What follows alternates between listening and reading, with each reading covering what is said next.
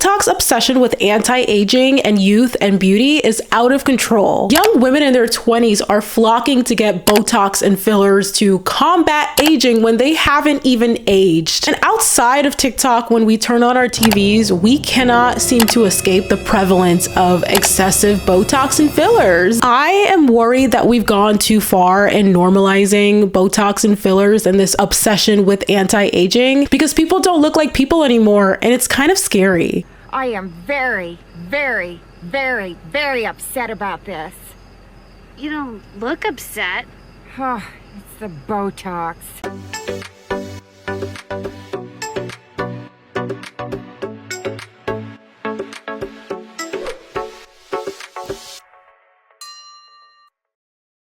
The quest for eternal youth and beauty on TikTok has led to a surge in cosmetic procedures, namely in Botox and fillers. I'm sure by now many of us are used to seeing the 1-2 punch of the Botox and filler face. It's giving like Zoolander meets Tweety Bird. That's the best way that I can describe it. TikTok is filled with countless women giving tips on anti-aging and rushing to get injections done before their faces have even developed. How are you trying to combat aging at 22 years old? How are you trying to combat aging at 19 years old? Dr. Michael Prager, who's known as the king of Botox, said young people in their 20s getting Botox and fillers have, quote, lost the plot. He said generally anybody under 30 has basically lost the plot. They haven't spent enough time in the playground and they grew up with thumbs in a crooked position in front of a screen, and now that's their life. The ease of access to get these procedures, coupled with this perception of minimal risks compared to going under the knife and getting like an invasive procedure done, has really contributed to their popularity as well. But when is enough going to be enough? And when this Botox and filler craze ultimately dies out, because they always do at some point, these beauty trends, what's next? How are we supposed to keep up with all of these trends? Honestly, it's just so exhausting and impossible to keep up with at this point.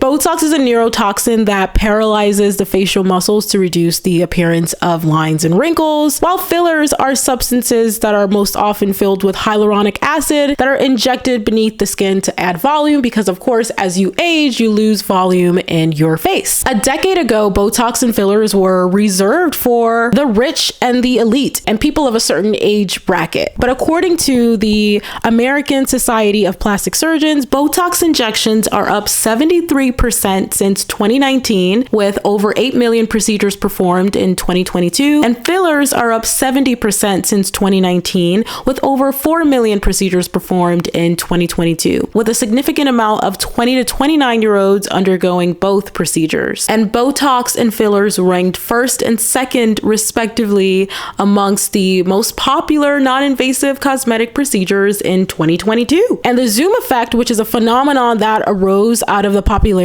of remote work, with people constantly staring at themselves on Zoom and becoming more insecure about their looks. This has also added to the surge in aesthetic treatments. But experts agree that social media is the leading cause of insecurities that drive people to get injections. It's never my intention to shame women for doing these procedures, because I understand the pressure that's placed on us by society, that we're indoctrinated to believe that our beauty is our number one source to social mobility and happiness. But our obsession with beauty is impeding on our ability to just allow ourselves to just be. Every year, every month, every minute, there's a new TikTok tutorial telling you that this is the key to beauty. But I want young women, and older women for that matter, to be able to just derive their self-worth from who they are instead of what they look like. The endless pursuit of beauty is yet another corporate cash grab, with an ever-shifting ideal always pressuring you to buy or inject the latest product to stay beautiful. In particular, when it comes to aesthetics, I think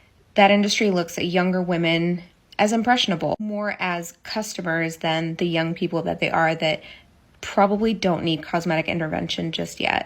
Everyone's going to do what they want to do with themselves, but just hear me out. A few days ago, I saw, I think like a 28 or 29-year-old woman getting CO2 laser under her eyes. I'm sure there are exceptions, but the vast majority of women in their 20s do not need this procedure, and bringing it forth under the guise of it's preventative, I don't think is right. Not to mention that a big chunk of women in their 20s are not going to have the disposable income to blow on different treatments. So can we ease up on the pressure on young people? Look, I'm 39 in 10 days, and I haven't even thought about getting this procedure under my eyes. Maybe in like 3 or 4 years. All of that to say, get the procedure because you truly want it for yourself, not because you saw someone get it and you thought, wait, do I need that? These medical spas are telling young women that they need Botox and filler and other anti-aging treatments as a preventative measure to prevent the signs of aging in the future. And it's just a method to manipulate these young women into getting more and more procedures done to make these medical spas richer. It's like when you go to the doctor's office for a routine visit and they try to convince you to get all kinds of x-rays and prescriptions and treatments done that you don't need just so that they can milk your insurance, if you're lucky enough to have insurance, that is. So these girls are eating it up and they're building brands off of telling other young women that they need to do these procedures. I mean, it's one thing to be transparent about the procedures that you're getting done, but it's another thing entirely when you're building a whole brand off of telling other young women that they need to get these procedures done before they're even old enough to grasp the ramifications. And so you're seeing younger women getting Botox as well as fillers done in alarmingly high numbers. And then of course, older women are continuing to get Botox and fillers. And this surge is yet another chapter in the saga of unrealistic beauty standards that we constantly have to keep up with. I feel like in the age of social media, it just has gotten worse. Although as millennials, we grew up with seeing women with really thin bodies and there were unattainable beauty standards as it pertained to bodies. People's faces looked more normal. If you go back and look at the 90s and the 2000s, with some exceptions of people that went too far, celebrities looked facially more normal than they do today. Back then, young people looked like young people, and today young celebrities are getting filler, Botox, and a bevy of other surgeries that end up making them look older. Like, here's what 27-year-old Dove Cameron looks like, and here's what a 27-year-old Drew Barrymore looked like in 2002. Here's what a 26-year-old Kylie Jenner looks like, and here's what a 26-year-old Demi Moore looked like in 1988. Here's what a 24-year-old Lily Rose Depp looks like, and here's what a 24-year-old Alicia Silverstone looked like in 1999. While all of these women are beautiful, back in the day, a more subtle,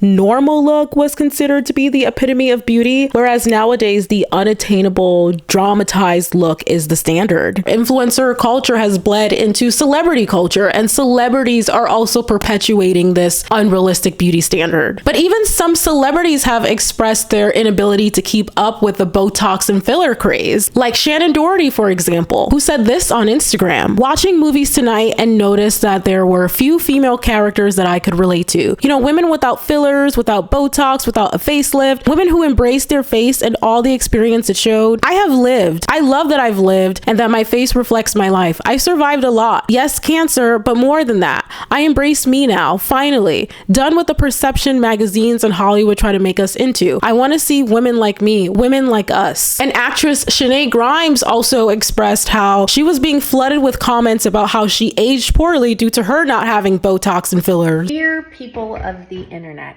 I want to let you in on a little secret. If you see a woman on here over the age of 30 and she doesn't look a little bit like this, she's more than likely had something injected into her face. There are people looking at others on the internet thinking, what the fuck is wrong with me? Why do I look so old? Or people on the internet, like yours truly, getting comments about how poorly I've aged. I'm about to be 34 years old and my face moves and I have the lines to prove it.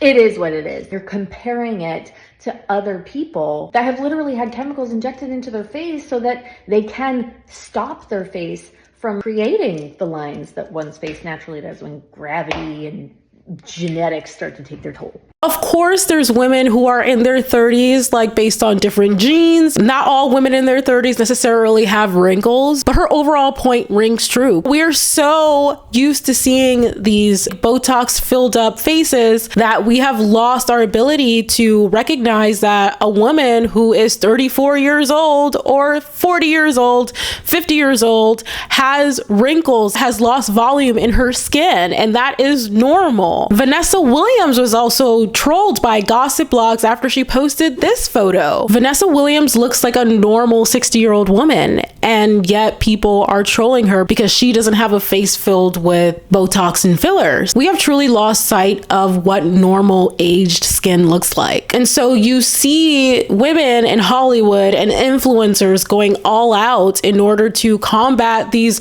aging poorly allegations, and it's just sad. I think a subtle approach to Botox and fillers could be understandable and okay, but it's the over-the-top look that has been normalized that I am seeing as the problem. And when these girls start getting Botox and fillers at such a young age, it's only a matter of time before they start looking crazy. And plastic surgeon Dr. Julius Few agrees with me. He says that our anatomy is designed to sit in a certain way, and the goal is to subtly restore and enhance. Conversely, what this extreme look is doing is manipulating the face well past the natural boundaries of a given area, and it's an absolute mistake. Unfortunately, there is a belief that hyperinflating or overpulling areas of the face will somehow counteract aging, and that is false. Getting an abundance of filler at an early age while the skeleton is still developing could adversely affect the facial anatomy. Another aspect to the overuse of Botox and fillers is it's a form of displaying one's wealth status. It's a way that celebrities and influencers tell us that they don't want to look normal like us. They're not ordinary, they're extraordinary. They want to show up to these charity events and bourgeoisie events with a face full of filler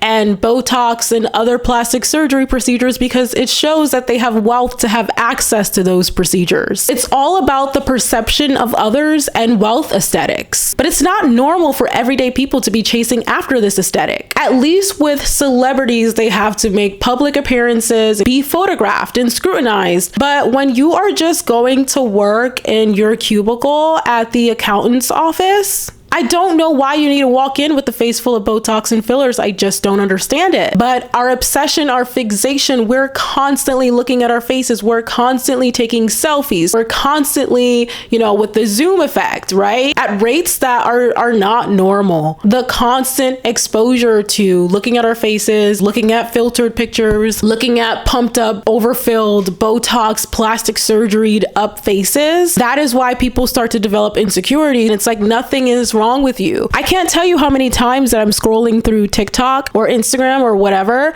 and I see a tutorial about things like how to disguise your hyperpigmentation on your elbows, or how to get rid of your strawberry legs, or whatever the case may be. We are being made to feel insecure about things that we should never feel insecure about. Things that are a natural part of our bodies, things that are a natural part of our lives. I'm like, I didn't know that I was supposed to be insecure about the fact that I have dark elbows. I'm Black. I am a woman of color. I am a woman of African descent. I am going to have hyperpigmentation. I have acne on my chin. It is normal. I am so tired of 20-year-olds getting on the internet trying to tell you that you need to be feeling insecure about something, also that they can sell you a product that's going to resolve it. And they are trying so hard to capitalize off of our insecurities.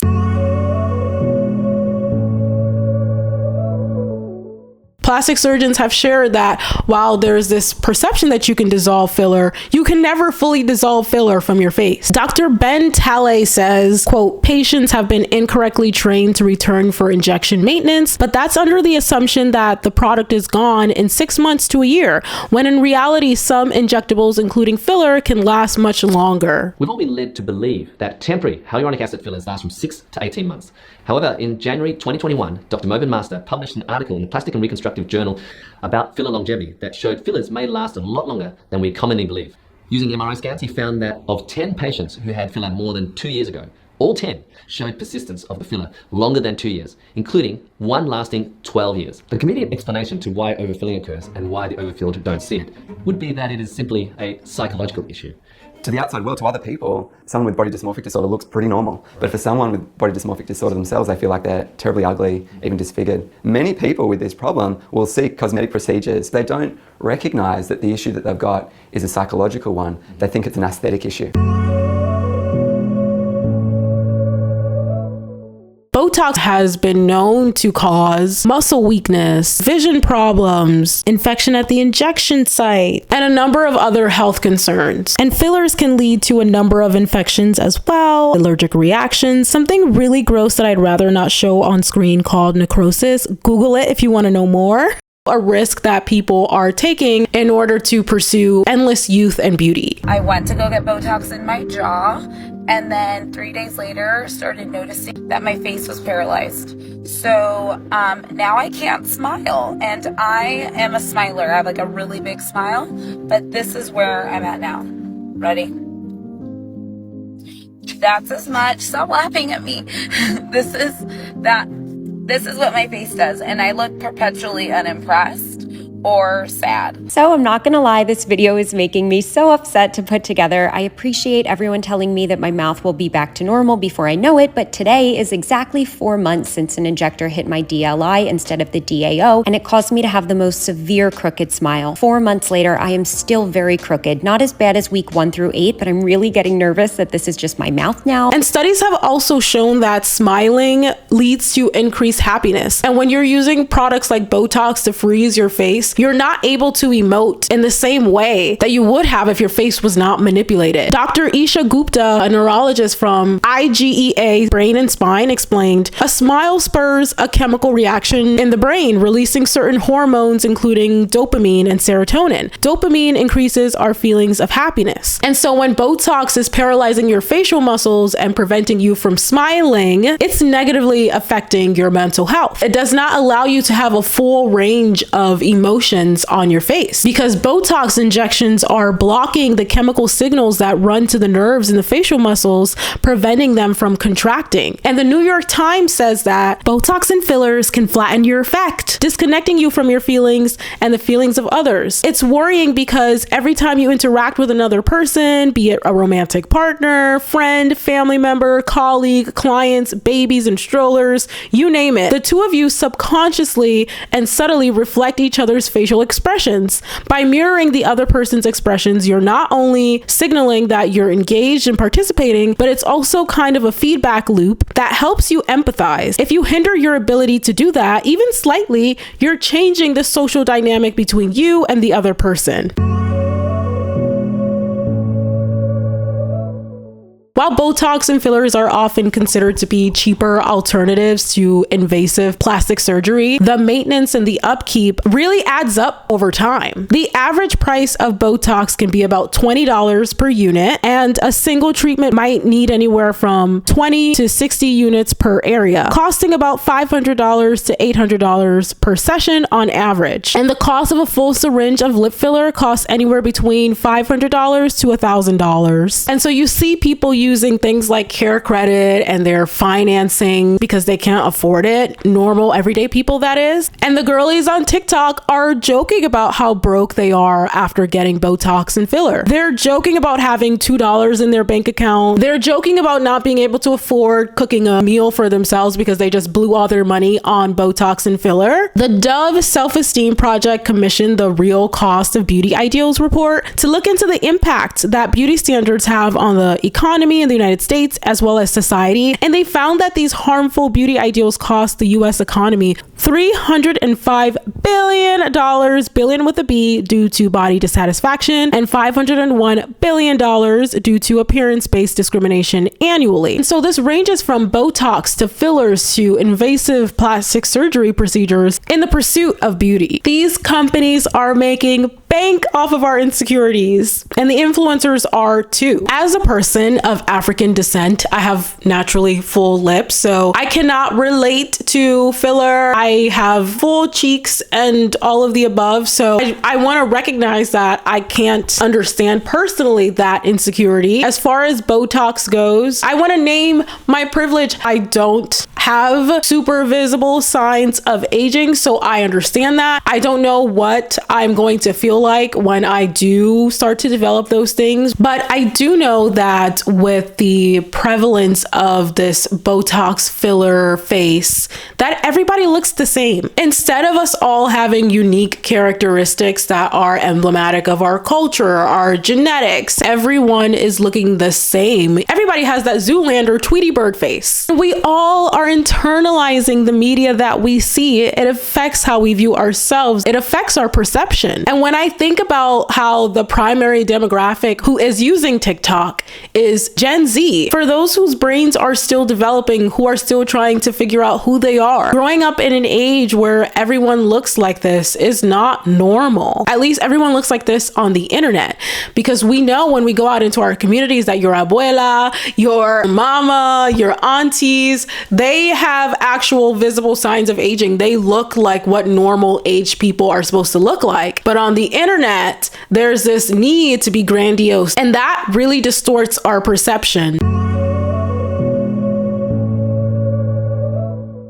I realize that the psychological toll of aging is difficult, especially in a society that tells women that you're damaged goods if you're older than the age of, 29. There's lots of pressure. But normalizing Botox and fillers and all of these procedures is truly debilitating for the youth and for adults. We all need to collectively stop trying to emulate these unrealistic standards that are being pushed by people who are being paid to shove this message down your throat. We don't live in a vacuum. We are responding to the society that is around us. And I just wonder how we would feel about our bodies and about our faces if we saw people that look like us in the media. We all, though, have to live in this world where ageism reigns supreme. I also think that mental health counseling should be mandatory for any cosmetic surgery procedure or Botox and filler procedure, whatever the case may be. I feel like that should be mandatory because a lot of people are seeking to get these procedures done in order to act as a band-aid for a deeper problem. They have body dysmorphia. They are insecure about themselves in a multitude of different ways, and they look for the quick fix in the form of an injection to make them feel better. It really is up to you to look deeper and prioritize your mental health over your aesthetic. The last thing I'll say is this: women have the autonomy to decide what they want to do with their bodies. You can decide if you want to get any kind of alterations done. We all manipulate our faces in one way or another, but I just worry about these permanent manipulations that have long-term adverse effects on your health. People need to make careful, calculated, well-researched decisions. People need to be going to see mental health practitioners. As we always say on this channel, I want people to be more intentional about resisting trends that are fueled by corporate greed. But I'd love to hear from you all in the comments down below. What are your thoughts on this never-ending quest for eternal youth and beauty on TikTok, by celebrities, by society at large? I would love to hear from you all in the comments down below. And if you enjoyed this video, please do give it a thumbs up. And if you really liked it and you want more content like this, I don't know what this dance was, but if you want more dancing like this, if you really liked it though and you want more content like this, please do hit that subscribe button because I have plenty more content like this for you to binge. Thank you all again so much for watching, and I'll talk to you all next time.